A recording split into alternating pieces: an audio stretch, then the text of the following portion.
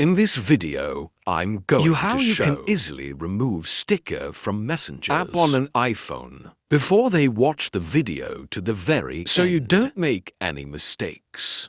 Let's get started, guys. We need to open up messages on our iPhone. After that, we can enter some conversation. And now here we can easily send a sticker to that user.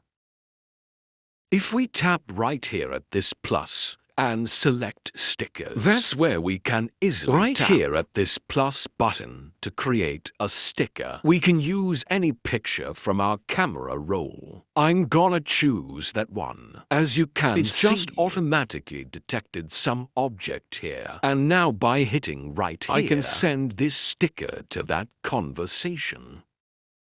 Actually, it's just being created. However, to send it, we need to tap on it once. Just like that, and then hit right here. But the thing here is that all the stickers you created in that way are stored here, and you can use them in all your future conversations. Like that one, this sticker I created maybe a year ago. Just to demonstrate in another video how this feature works, however, all of them are now stored and here. Then if we would like to delete them from here, we just need to long press add a sticker. This will show you their options. And now we need to choose delete. And that will immediately delete stickers from here.